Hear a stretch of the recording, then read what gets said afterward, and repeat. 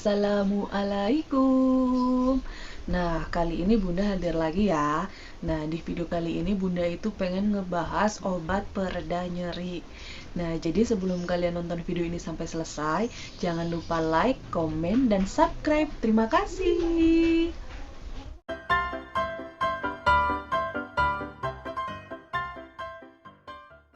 Nah, di video kali ini aku tuh pengen ngebahas tentang obat menghilang rasa nyeri yang menurut aku itu bahaya banget buat ibu hamil waktu semester pertama. Nah, kayak gitu. Nah, di sini juga aku pengen ngasih tahu ke kalian.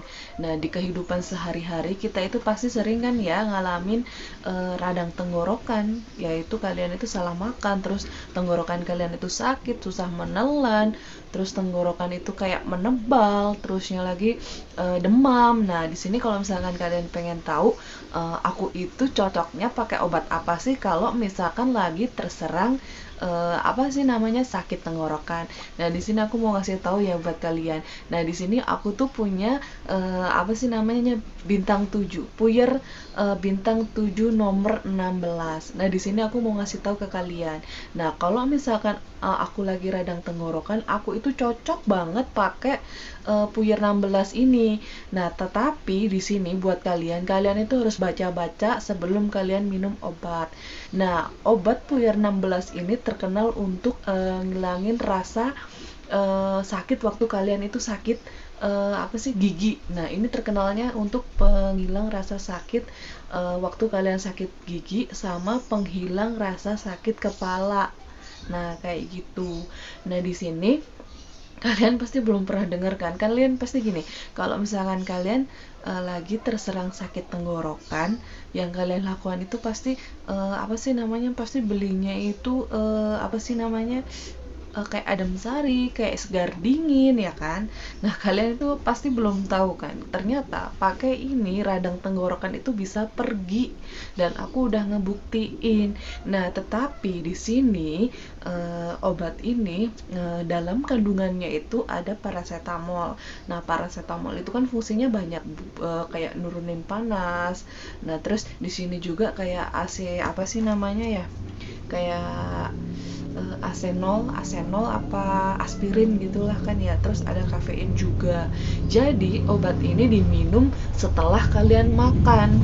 Nah, tetapi obat ini tuh kayak kayak kita minum kopi kalau yang nggak cocok loh ya. Jadi kalau misalkan kalian minum obat ini terus kalian itu rasanya kayak perih, kayak habis minum kopi, karena di sini terdapat kandungannya itu kafein. Nah, kayak gitu. Nah, jadi gitu ya. Selama aku lagi program hamil, aku itu anti minum obat warung. Dan kalau misalkan aku lagi sakit, aku itu ke dokter dan aku bilang kalau aku ini lagi program hamil. Jadi dia ngasih ngasih dosis yang rendah. Cuman waktu itu berhubung klinik itu kan bukanya tuh kan pagi sama sore, dan itu jamnya itu terbatas. Jadi aku berobat di klinik lain, dokternya itu bener-bener kakek-kakek dan galak banget. Terusnya lagi kan aku bilang, Pak, aku minta dosis yang rendah. Dia itu langsung marah dan bilangnya gini, dosis rendah gimana? Lihat dong badan ibu segede gitu. Kalau misalkan dosis rendah, ya nanti kayak nggak sembuh apa gimana lah, intinya kan kayak gitu. Nah, jadi makanya perlunya ditimbang atau balita ditimbang itu untuk menentukan dosis obatnya. Nah, kayak gitu. Nah, makanya kalau misalkan kalian lagi program hamil, kalian apa sih namanya, lagi belum punya anak terus merencanakan kehamilan, kalian itu minum obat itu benar-benar hati-hati, jangan ngasal, apalagi obat warung. Kalian itu benar-benar harus dibaca, makanya ada peringatan kan, dilarang untuk ibu hamil, untuk balita atau ibu menyusui, karena itu bahaya banget. Kebanyakan obat warung itu menghilangkan rasa nyeri. Dalam satu tablet itu bisa ngilangin pusing, bisa ngilangin nyeri, bisa banyak lah fungsinya lah. Nah, sedangkan ibu hamil itu kalian itu nggak boleh minum sembarangan obat. Nah, aku mau ceritain pengalaman aku pribadi. Nah, Allahu alam ya, aku itu sebelum bintang hadir, aku ngerasa aku itu hamil, tapi aku nggak ngeh, aku nggak peduli karena waktu itu masih hitungan bulan setelah menikah.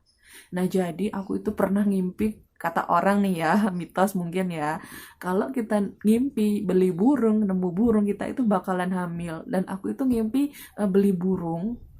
Nah, terus besoknya lagi itu aku telat 1 bulan. Dan aku tuh nggak ngerti kalau aku itu sedang hamil. Tapi menurut aku ya, Allahu alam aku hamil atau enggak aku nggak ngerti. Terus aku itu ceritanya kan ada pernah dengar kan ya, kalau misalkan hamil muda itu kadang perutnya itu sakit, ada yang enggak, ada yang ngeflek tapi itu hamil. Aku juga nggak tahu waktu itu. Jadi aku itu kreatif banget. Minum kunyit asam segelas gede sehari 2 kali selama 2 hari. Nah kayak gitu. Padahal aku udah telat 1 bulan. Aku mikirnya gini, ini tuh alami. Kalau minum kunyit asam otomatis rasa sakit itu hilang, aman. Kalau misalkan aku lagi hamil, cuman aku bener-bener waktu itu belum belum antusias kayak hamil, aku belum ya. Terus aku minum, nah perut itu tambah sakit, tambah nggak karuan. Nah, kayak gitu. Terusnya lagi, pas aku udah kejadian ini, ternyata kalau misalkan kita hamil muda, dilarang minum jamu-jamuan, karena sama aja menggugurkan kandungan. Nah, bodohnya aku di situ. Aku teh nggak tahu semua tentang kayak gitu. Terusnya lagi, aku nggak kuat. Waktu itu baru nikah, perekonomian lagi terguncang, aku tuh sakitnya setengah mati perutnya, dan aku itu nggak kuat. Suami pas lagi kerja, nah kebenaran aku punya obat pereda nyeri. Nah, obatnya itu aku minum. Nyerinya hilang, ada keluar sesuatu dari vagina. Segede cicak, warnanya abu-abu. Aku kan baper. Beneran hamil gak ya? Terus aku ke bidan, nggak ke dokter kandungan. Kalau misalkan ke dokter kandungan itu kan otomatis kan butuh modal. Dan BPJS aku juga belum diperbaharui dimasukin ke tempat kerja suami karena aku baru nikah sekitar 3 bulan atau 4 bulan. Nah kayak gitu. Aku bilang, kok kayaknya aku keguguran. Nah kayak gitu. Nah terus kata bidannya, ya udah tes pack aja. Kalau misalkan udah keguguran apa udah keluar, tes packnya masih bisa ngebaca. Nah kayak gitu. Nah makanya aku tahu nih, ternyata kalau orang keguguran di tes pack itu masih bisa kebaca. Nah kayak gitu. Nah terusnya lagi apa sih? Aku di tes pack tuh ya sama si bidan itu. Nah pas di tes pack ternyata garisnya itu 1. Nah, udah tuh ya kelar. Ibu itu nggak keguguran. Oke lah aku, ya udahlah. Aku pulang. Tes pack itu aku bawa pulang.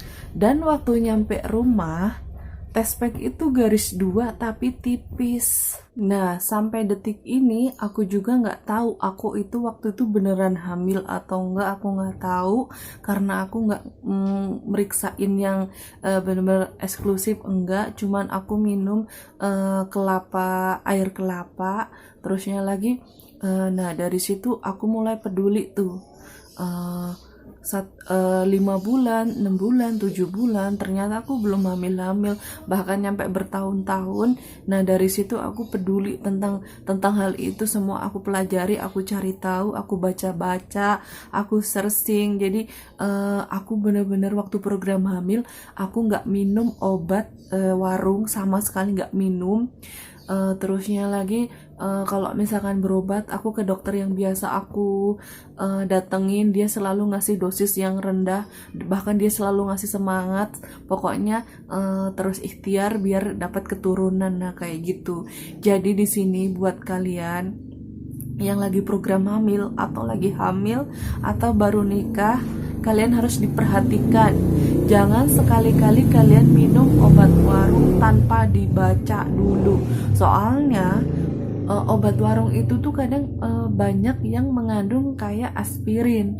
Sedangkan aspirin itu kayak obat kandungan yang untuk menghilangkan rasa nyeri. Nah, obat penghilang rasa nyeri itu bahaya untuk janin. kalian pelajarin lagi tuh, kalian baca-baca lagi. Jadi obat penghilang rasa nyeri itu berbahaya untuk janin. Makanya aku selalu ngasih tahu ke teman-teman, jangan sekali-kali kalian minum obat warung. Karena kalau kalian minum obat sembarangan, kalau misalkan kalian lagi hamil, itu nanti bisa keguguran atau bisa membuat janin kalian itu cacat.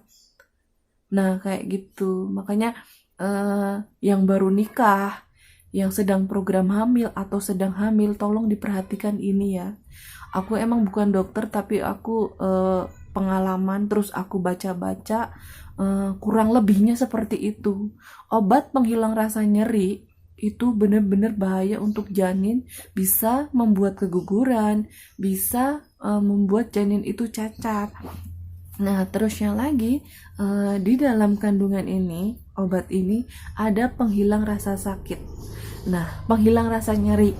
Nah, makanya di sini tertulis untuk ibu hamil dilarang.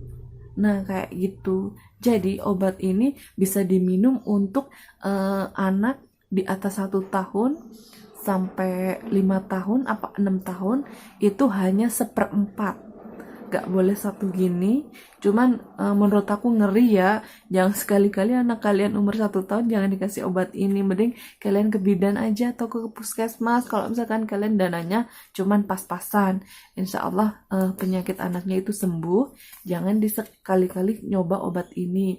Obat ini untuk kalian aja, meskipun di sini tertulis untuk anak 1 sampai 1 tahun nyampe 5 tahun, 16 sama 6 sampai 12 tahun itu ada aturannya, cuman setengah. Kalau untuk orang dewasa ini itu satu gini diminum langsung. Untuk anak 1 nyampe 6 tahun cuman diminum 1/4.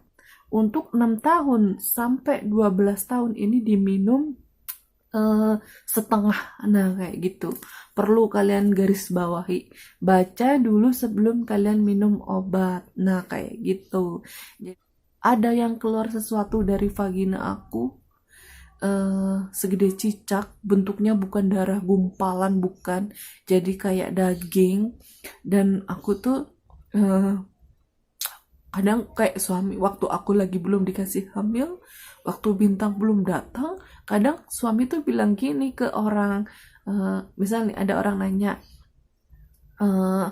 apa udah hamil belum atau udah punya anak belum. Nah, si suami pasti nyeritain kejadian itu, dan kayaknya orang itu kayak nggak percaya kalau itu aku tuh kayak hamil. Jadi kayak kesannya tuh buat nutupin malu kamu cerita kayak gitu. Nah, padahal kejadian itu beneran ada.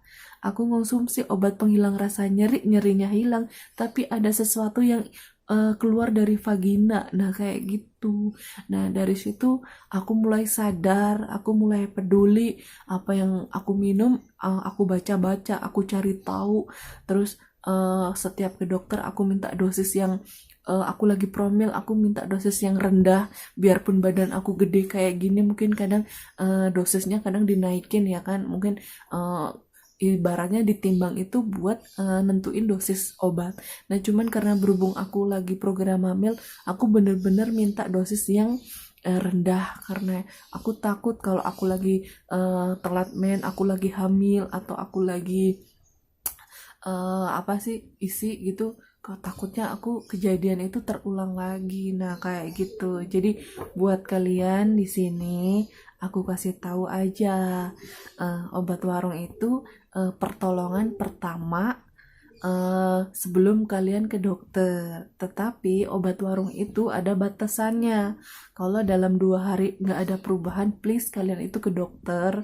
Karena kalau di dokter itu kan dokter itu tahu ilmunya, ada tanggung jawabnya. Jadi kalian itu harus diperhatikan ini semua ya. Jadi aku berharap banget buat kalian yang lagi program hamil, please jangan sekali-kali minum obat warung.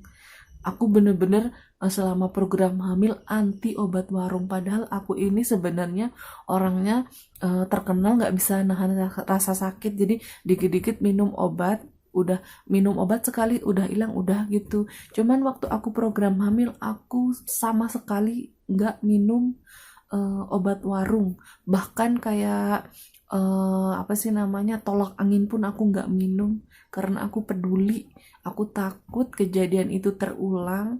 Tapi Allahu alam, aku itu waktu itu beneran hamil atau enggak aku juga nggak tahu. Yang jelas aku udah telat 1 bulan, aku ngerasain nyeri, tapi malah aku minum kunyit asam yang aku pikir bisa nyembuhin rasa nyeri, malah jadinya nggak karu-karuan rasanya. Tanpa aku bilang ke suami aku minum obat penghilang rasa nyeri, dan nyerinya hilang, tetapi ada sesuatu yang keluar dari vagina. Nah, dari situ aku belum pernah dengar kabar kalau aku ini hamil, dan aku juga nggak tahu itu hamil atau enggak. Yang jelas aku ngerasa kalau aku tuh hamil. Terusnya lagi waktu buat ngedapetin bintang aku bener-bener berjuang banget, bener-bener yang aku tuh program hamil ke dokter, aku kemana, kesana, kesini, pokoknya apapun yang kata orang bagus udah kita coba. Tetapi aku udah berpikir setiap kali yang apapun yang aku minum aku baca, harus aku cari tahu dulu. Jadi kadang kalau kita program hamil juga kan kadang ada yang malah bikin hormon kita tuh kayak nggak stabil, malah kayak mennya itu kayak bermasalah. Nah aku pernah ngalamin kayak gitu juga. Jadi buat kalian yang sedang hamil atau program hamil, kalian harus diperhatikan setiap apapun yang kalian minum, apapun yang kalian konsumsi. Nah kayak gitu. Nah terima kasih ya udah nonton video ini sampai selesai. Aku berdoa buat kalian yang belum hamil, aku doain kalian itu cepet hamil. Buat kalian yang sedang hamil, aku doain janin kalian tuh sehat sampai persalinan. Aku doain semoga rumah tangga kalian itu sakinah mawaddah warahmah. Terima kasih udah nonton video ini sampai selesai ya. Jangan lupa di like, komen, dan subscribe. Terima kasih.